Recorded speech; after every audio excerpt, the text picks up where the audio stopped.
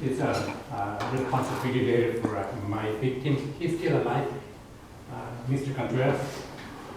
I used to be a raging alcoholic, and I was having hallucinations, and one night I confused him with somebody else who I thought that it was the cause of my pain. And I attacked him and tortured him.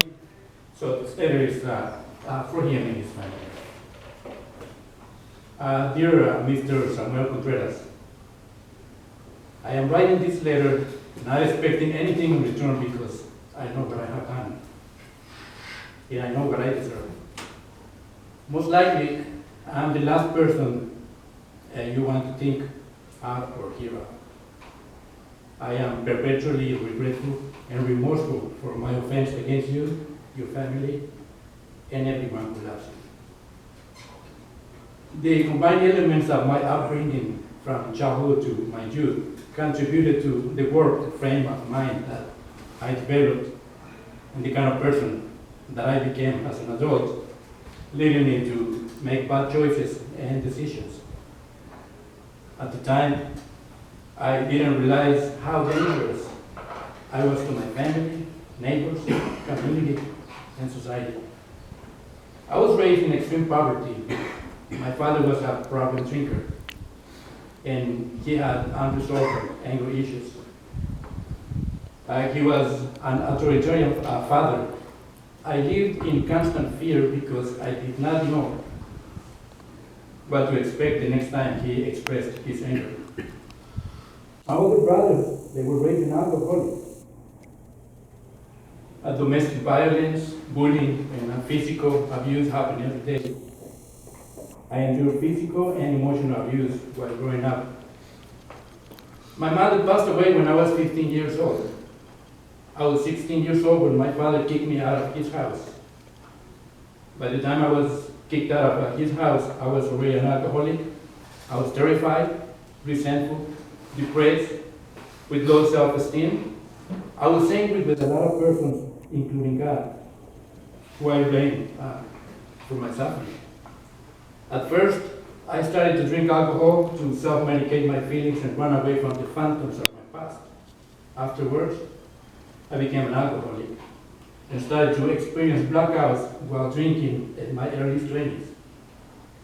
The night I committed my despicable offense against you, all your loved ones, community, and society, I was drunk, paranoid, delusional, and having hallucinations and blackouts.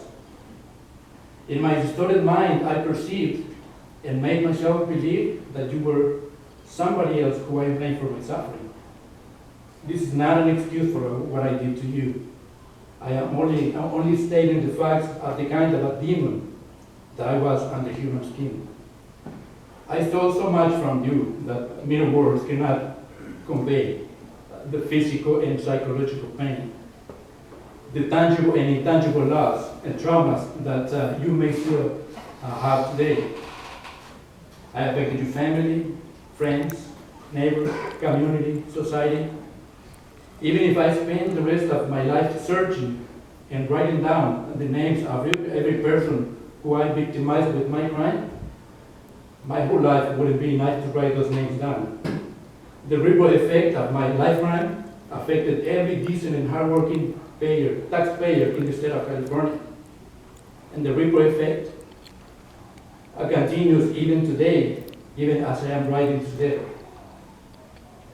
I caused you to relieve the distress of what you went through when you had to go to trial, along with your loved ones. They had to miss time of work and other responsibilities, and were burdened with hardship, hospital, medical, and many other costs. My own family was so ashamed, sad, disappointed, and angry with me for what I had done that they were mindful of my trial, but they couldn't stand being in the same room with me. It was overwhelming for everyone, and I victimized you all over again. I was sentenced to 25 years to life in prison with the possibility of parole. But the sentence of anguish and distress that I gave you, it has no parole date. Even if I was sentenced to 100 years to life or more, that couldn't and will never restore you to the person that you used to be. Mr. Contreras, I have experienced deep distress, guilt, shame, regret, and remorse for my past acts and behaviors. I will always regret the poor and wicked choices and decisions that I made, which led me to hurt you so much in every aspect of your life. You never did anything wrong, and you don't deserve what I did to you. The arising anguish from my evil actions took away my peace and led me to see and feel my actions through your eyes and through your feelings. I have constant regret because I know that it is beyond my reach to undo what I did to you and many others. I cannot repair the damage I have caused you. I cannot restitute all I have stolen from you, your family, and society as a whole. I altered your quality of life, and I will regret through the rest of my life what I did. After I had a spiritual awakening and my mind was restored to sanity, I made an inventory of my character defects, flaws, distorted values and beliefs, and I realized that I was insane. I was warped, rotting from the inside out. Because only someone insane is capable of thinking, behaving, and living the way I used to live. Once I realized that, I made the decision to reach out and ask for help and address my issues. I started to go to church and began to work at 12 steps from AA. I participated in self-help programs available, starting with victim impact and victim awareness, anger management, domestic violence, guiding rage into power, self-esteem, overcoming resentment, adult children of alcoholics and dysfunctional families, denial, conflict resolution, non-violent communication, alternatives to violence projects, among other classes. I sought therapy to deal with my confusion and read the self-help books and established an effective support system. I have learned that life is sacred, unique, and precious because every individual, every life is made in the image of God and should be valued and respected. I learned that every person is important to somebody. Every person is loved and needed by somebody. Today I know that my life was established on lies, denial, and chaos. I carried unresolved issues from my childhood, adolescence, and my youth. Today I have addressed those issues and I have a new purpose in life. That new purpose is to represent an asset to my community, whatever I may find at the present moment, just like I used to be a threat to everybody who was around me.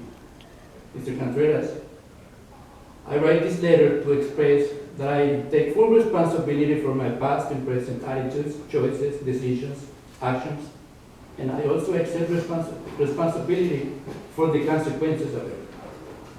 I take full responsibility for not addressing my issues before I hurt you.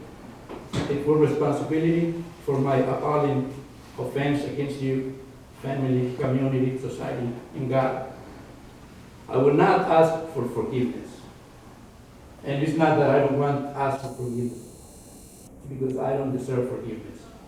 I can only express and offer my most heartfelt apologies for all the evil that I have done to you and countless others.